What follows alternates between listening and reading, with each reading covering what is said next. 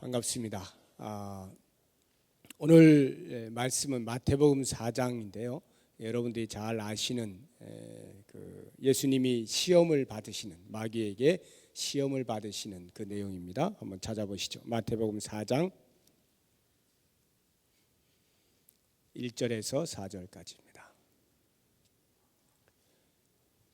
마태복음 4장 1절에서 4절까지 말씀 같이 한번 읽겠습니다. 그때 예수께서 성령에게 이끌리어 마귀에게 시험을 받으러 광야로 가사 40일을 밤낮으로 금식하신 후에 줄이신지라.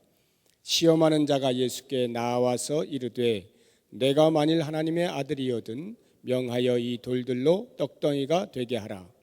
예수께서 대답하여 이르시기를 기록되었으되 사람이 떡으로만 살 것이 아니요 하나님의 입으로부터 나오는 모든 말씀으로 살 것이니라. 아멘. 하였느니라 하시니 뒤까지 있네요. 네. 이 말씀은 우리가 너무나 잘 알고 있는 말씀이죠. 예수님이 공생애를 시작하시기 전에 성령에 이끌려서 마귀에게 시험을 받으러 광야로 나가시게 됩니다.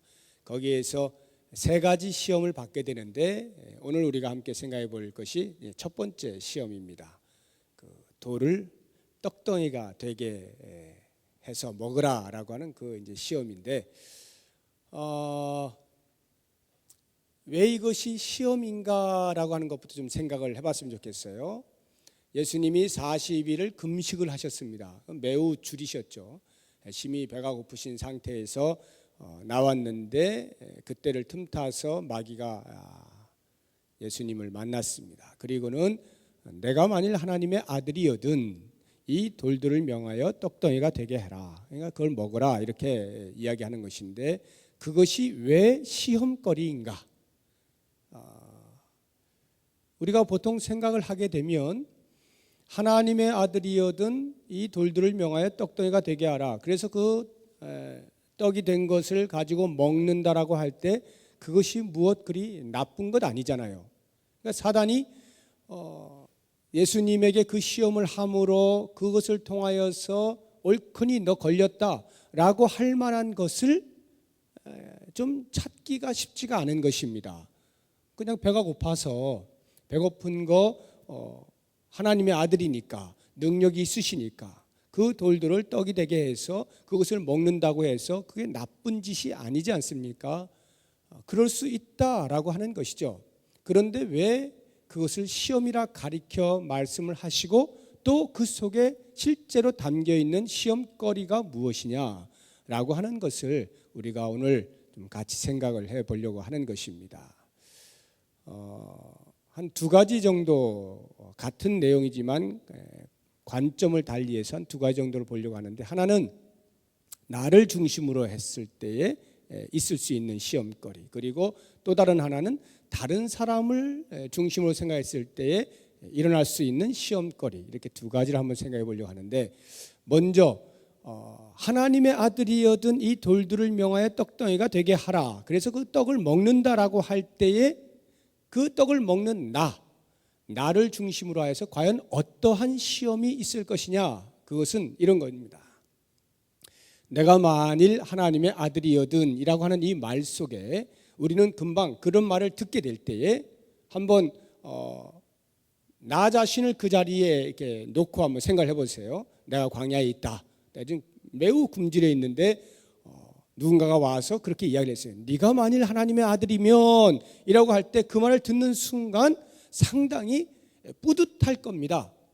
그렇지, 내가 믿는 하나님을 이 사람이 인정해 주는구나. 그리고 내가 바로 그 하나님의 아들이로구나, 아들인 것을 인정해 주는구나 라고 할 때 한쪽 가슴에 좀 뿌듯함이 있을 수가 있는 것입니다. 그렇지, 과연 내가 믿는 우리 하나님, 내가 믿는 기독교, 역시 나는 탁월한 선택을 했다 라는 생각을 할 만하다는 것입니다. 바로 그러한 마음에 그 다음 하는 말이 뭐냐면 이 돌들을 떡으로 변화시켜서 먹으라는 것입니다. 자, 그렇게 되었을 때 내 마음속에 당장 드는 것이 그래 한번 해보자 라는 생각 들지 않겠어요? 저 사람이 나를 하나님의 아들로 인정해 주는데, 참 신이라고 여겨주는데, 그래 이까짓 것 못할 것 없잖아 라고 하면서 할만하다는 것이죠.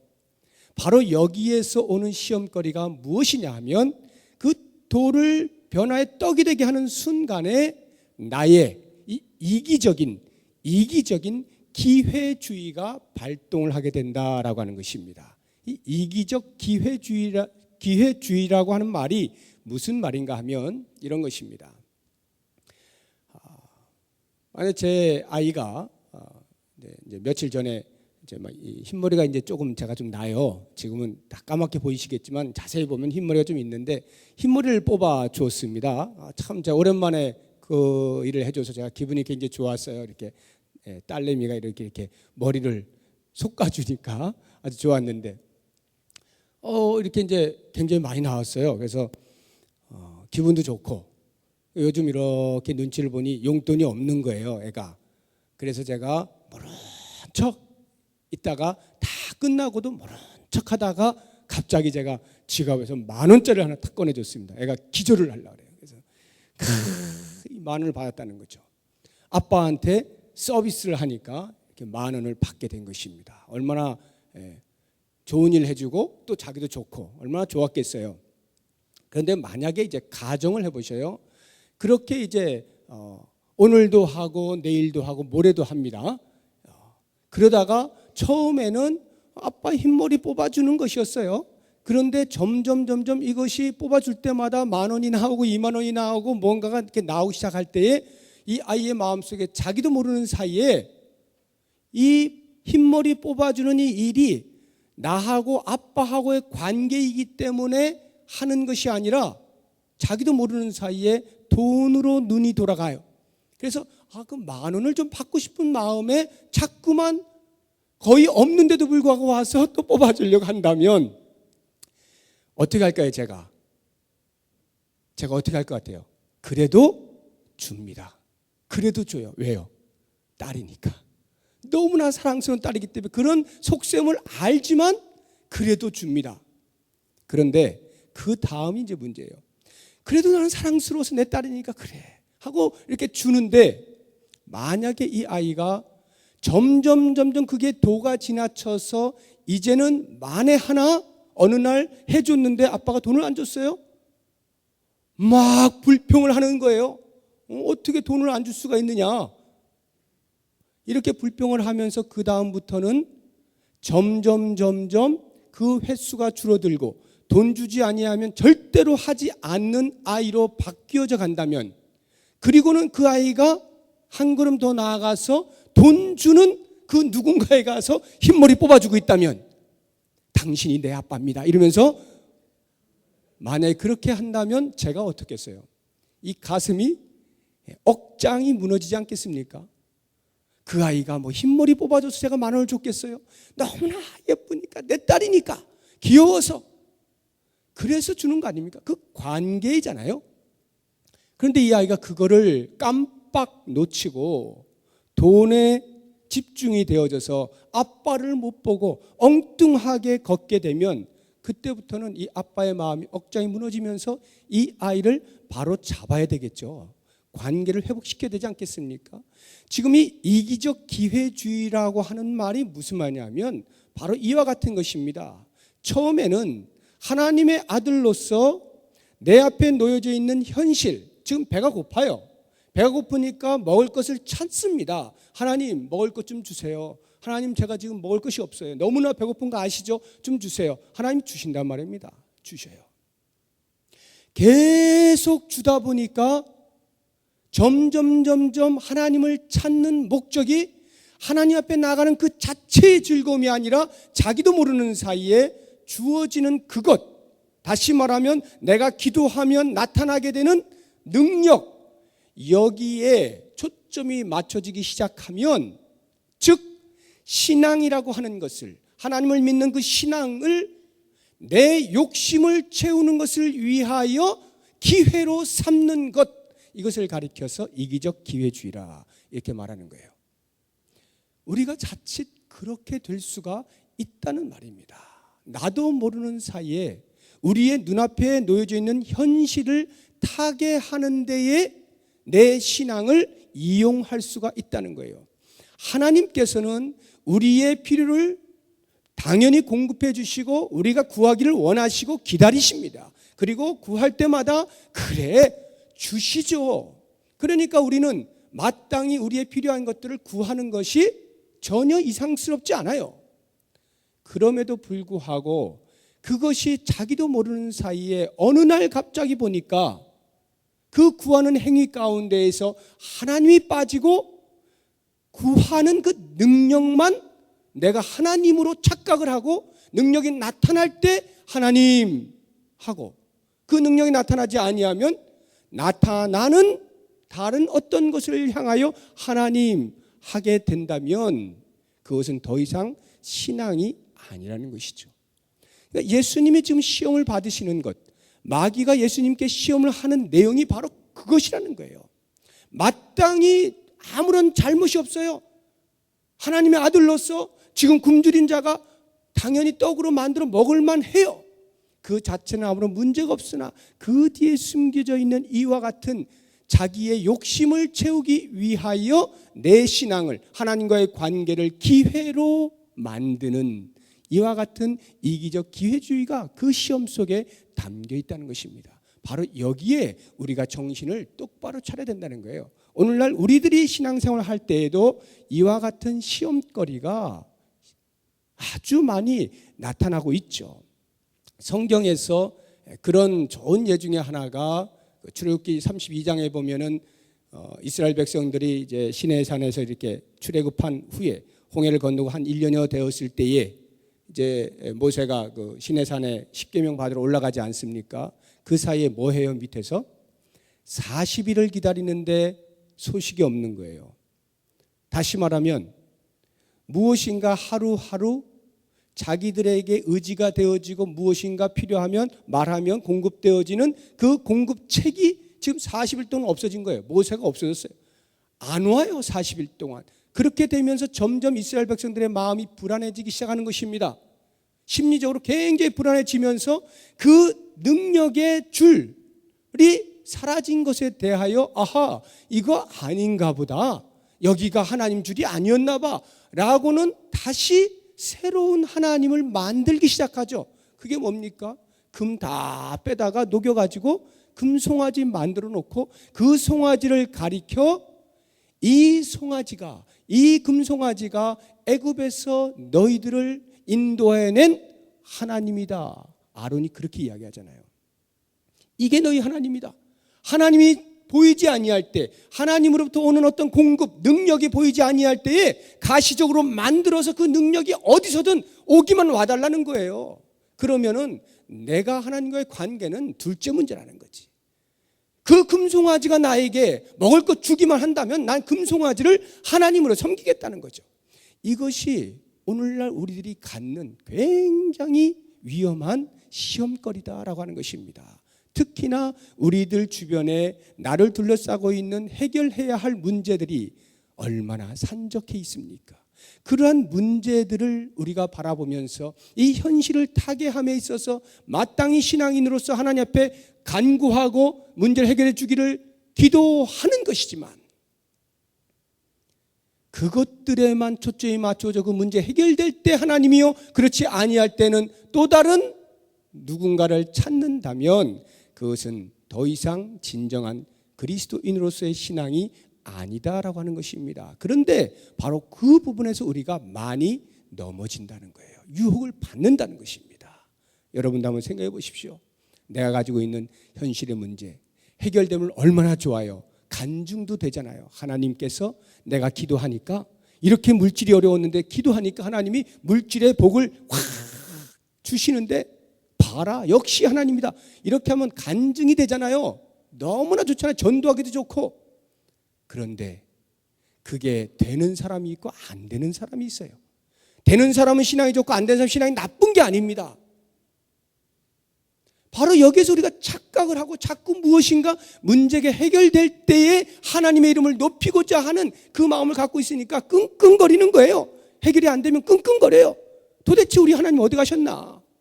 그리고는 거기에다가 슥 누가 와가지고 속삭이면 그래 거기 같아 하고는 심지어는 문제 해결해주면 내가 불쌍이라도 엎드릴게 할 만큼 유혹을 우리가 받는다는 것입니다. 바로 이런 부분에서 예수님의 하신 말씀을 잘 기억하셔야 돼요. 사람이 떡으로만 살 것이 아니에요. 하나님의 입에서 나오는 모든 말씀으로, 하나님의 입으로부터 나오는 모든 말씀으로 산다. 우리는 하나님과의 관계에서 사는 사람이지 내 현실의 문제, 배고픈 것 먹여주는 떡, 아픈 거 고쳐주는 그것이 나와 하나님과의 관계를 결정짓지 않는다는 것입니다. 이 부분에서 우리의 마음속에 있는 이기적인 기회주의적 모든 사고방식들을 완전히 타파하고 오직 하나님의 말씀을 보여잡고 그 언약의 말씀 앞에서 하나님과의 관계하며 사는 인생임을 다시 한번 고백하는 이 밤이 될 수 있길 바랍니다. 두 번째 그 안에 숨겨져 있는 유혹이 무엇이냐면 다른 사람을 중심으로 하여 생각을 해보세요. 돌을 떡으로 이렇게 만들어 먹는 게 내 문제가 아니고 다른 사람들을 위하여 하는 행동이다라고 할 때에 오는 그 위험 요소가 무엇이냐 하면 그것을 일컬어 이타적 영웅주의라 이렇게 부르는데 제가 부르는 거예요. 이타적 영웅주의. 이타적 다른 사람을 위하여 영웅과 같은 그러한 역할을 하겠다라고 하는 것입니다. 내가 만일 하나님의 아들이거든 이 돌들을 명하여 떡이 되게 해라. 그래서 수많은 굶어가는 사람들에게 떡을 좀 나누어 주어라. 이것입니다. 얼마나 해야 할 일입니까? 그리스도인으로서 또는 교회로서 마땅히 이 사회에서 가지고 있는 여러 가지 현실의 문제들, 특히 이 배고픔의 문제들에 대하여 교회는 눈을 크게 뜨고 손을 벌려야 합니다. 십시일반 나누어야 하는 삶인 것은 너무나 잘 알고 있죠. 우리가 너무나 잘 알고 있습니다. 마땅히 해야 하는 일입니다. 그런데 그 속에 숨겨져 있는 유혹이 있다는 거예요. 그게 바로 이타성을 빌미로 하는 영웅주의라는 것입니다. 오늘날 이 사회에 산재해 있는 우리가 풀어야 할 숙제들은 한두 가지가 아닙니다.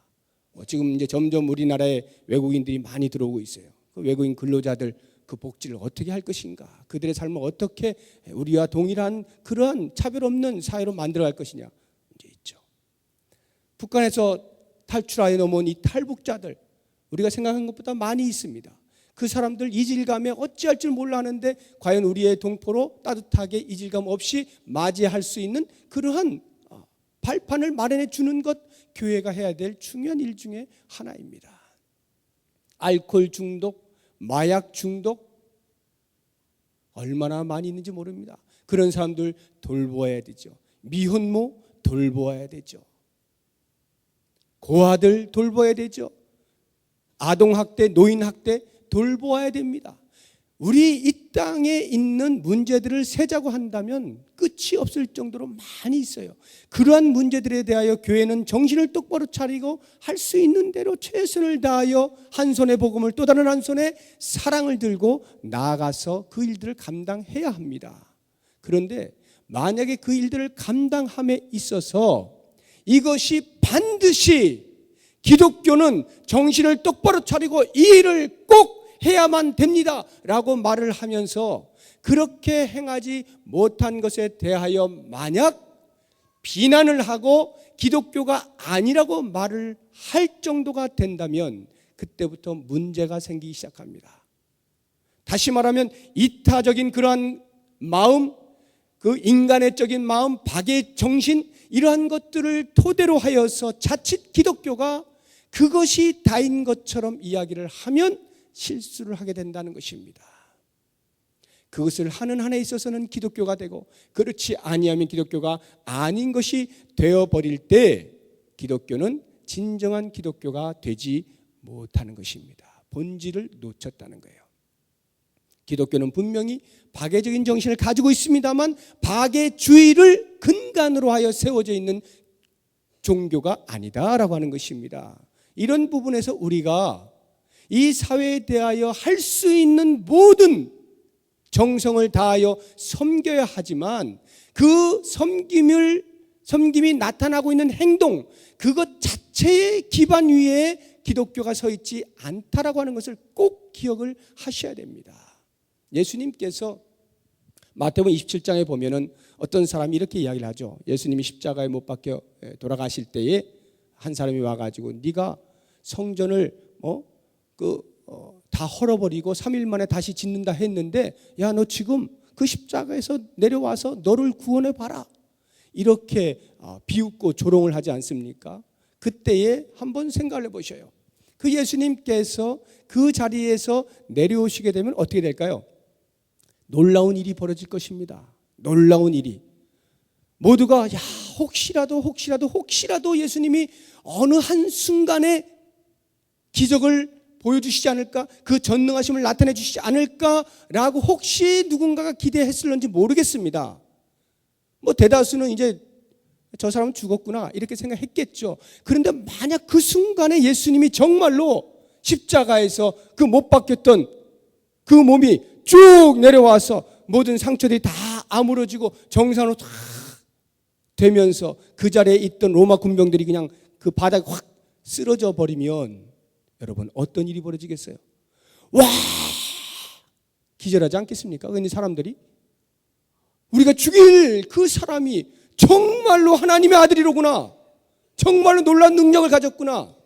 일시적으로 그렇게 영웅될 수 있습니다. 예수님 영웅될 수 있어요. 아마 그 순간에 그 갈보리 언덕, 골고다 언덕에 모인 사람들은 적어도 예수님 믿지 않았을까 하는 생각도 해볼 수 있습니다. 그러나 거기에 큰 함정이 있는 것이죠. 만약에 그 순간에 그러한 그 자리에 모여있는 사람들에게 하나님의 아들됨을 보여주면서 그 사람들을 구원코자 하는, 그래 내가 이 순간에 한번 해서 이 사람들 구원해보자 라고 해서 만약에 영웅심리에 내려오셨다면 그 일시적으로 그 자리에 있는 사람은 혹시 모르겠거니와 하나님의 온 인류를 향한 그 구속의 은혜는 더 이상 나타날 곳이 없게 되는 것이죠. 십자가의 죽으심으로 3일 만에 부활하사 온 인류를 향한 대속의 역사가 이루어지는 것인데, 바로 그 직전에서 눈에 보이는 영웅심리에 의하여 만약 십자가에서 내려왔다면 그 예수의 사역은 거기에서 끝이 나고 말았다는 것이죠. 기독교가 바로 이와 같이 하나님의 일을 우리의 주님이 오시는 날까지 이루어가는 그 삶 가운데에서 자칫 이 사회를 변화시키고 우리의 주변에 둘러싸여 있는 현실을 타개하는 것으로서만 기독교를 삼으려고 할 때 이와 같은 위험에 봉착하게 된다는 것입니다. 더 이상 기독교를 소개할 수가 없게 되는 것입니다. 일순간에 많은 사람들이 기독교에 대해서 와 할지는 모르지만 더 이상 본질이 없어 다가오지 않는다는 거예요. 바로 여기에 이 말씀을 우리가 기억을 해야 되는 것입니다. 예수님의 이 신명기 8장 3절의 이 대답의 말씀을 잘 들으셔야 되는데, 사람이 떡으로만 살 것이 아니요 하나님의 입으로부터 나오는 모든 말씀으로 살 것이니라. 이스라엘 백성들이 가나안 땅을 눈앞에 두고 모세가 그 백성들을 모아놓고 한 이야기입니다. 이제 막 들어가기 직전이에요. 40년 광야 다 끝났어요. 이제 들어가기 직전에 모세가 모아놓고 한 이야기입니다. 너희들은 이제 가나안 땅에 들어가면 다시는 광야에서처럼 그렇게 먹을 것을 위하여 계속 먹을 거 말하지 말고 가나안 땅에 들어가거든 이제 너희들이 광야에서 경험한 것 잘 기억해라. 너희들이 무엇으로 살았더냐? 하나님 말씀 아니었더냐? 하나님 말씀에 순종하는 것이야말로 진정한 삶이 아니었더냐? 그러니 너희들이 이제 가나안 땅에서는 그렇게 살아야 한다라고 말씀을 하고 있는 것이거든요. 그러면 그게 무슨 말입니까? 광야에서 과연 이스라엘 백성들이 하나님 말씀으로 살았습니까? 그들은 시시때때로 먹을 것 달라 했고 마실 것 달라 했습니다. 고기 없으면 고기 달라 했습니다. 그때마다 하나님이 어떻게 하시죠? 들어주시잖아요. 그래, 먹을 거 먹어라, 먹어라, 먹어라. 만나 주고 고기 주고 쓴물도 단물로 바꿔주고. 그런데 그 이스라엘 백성들의 마음의 불평이 사라지던가요? 안 사라지잖아요. 계속하여 그 문제를 가지고 끝까지 불평 삼잖아요. 잠시 잠깐만 내 눈앞에 먹을 것이 없어 보이면 그냥 불평하지 않습니까? 그러한 삶으로 일관한 이스라엘 백성들의 결과가 어땠습니까? 가나안 땅에 들어가기 직전에 여호수아와 갈렙을 제외한 모든 1세대 사람들이 다 죽어버렸잖아요. 죽음의 이유가 무엇입니까? 먹을 것이 없어서요? 아니잖아요. 그들이 만나가 없어서 죽었습니까? 일용할 양식이 없어서 죽었습니까? 아니잖아요. 그들이 죽었던 건 단 한 가지 이유, 하나님의 말씀에 불순종하였기 때문에 하나님의 진노를 사서 죽지 않습니까? 모세가 지금 그걸 말하고 있는 거거든요. 너희들의 손조들을 보아라. 죽은 이유가 무엇이더냐? 하나님의 말씀에 순종하지 아니함으로 죽지 아니하더냐? 언제 누가 어느 한 사람이라도 먹을 것이 없어 죽은 사람 보았느냐? 바로 이것입니다.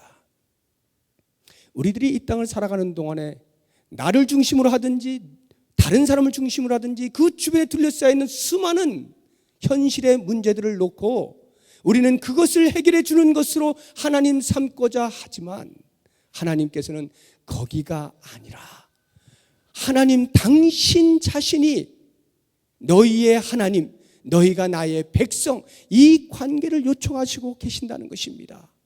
그래서 우리가 다시 한번 이 말씀을 기억하면서 아하, 하나님께서는 나와의 관계를 아버지와 자녀로 그렇게 살기 원하시는 거구나. 그러니 우리의 삶에 놓여져 있는 여러 가지 정황들은 때를 따라서 나보다 나를 더 잘 아시는 주님께서 때를 따라 하나씩 하나씩 주시는구나.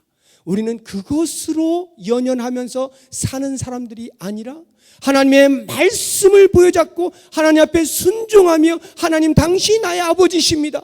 내가 섬길 영원하신 한 분 하나님이십니다. 이 고백을 하며 사는 사람들이로구나 하는 것을 알아야 한다는 것이죠. 예수님께서 말씀으로 이기신 것은 바로 이 부분을 우리에게 들려주시기 위함이었던 것입니다. 사랑하는 여러분, 이제 우리가 우리의 문제들을 놓고 기도하기 위하여 모였습니다. 정말 마음을 다해서 우리는 기도해야 합니다. 우리의 문제를 놓고 기도합니다. 그럼에도 불구하고 그 기도를 들으시는 분이 누구이신가를 놓치지 마시기 바랍니다. 응답하시는 그 능력이 아닌 누가 응답하시느냐를 보시란 말입니다. 그 하나님을 볼 때에 우리들의 기도는 변질되지 아니하고 우리들의 신앙은 변질되지 아니하고 오직 하나님이 원하시는 아름다운 신앙의 삶을 살 수가 있습니다. 이 밤에도 기도하시면서 그와 같은 우리 하나님을, 좋으신 하나님을 만나시는 복된 밤이 되시기를 바랍니다. 기도하겠습니다.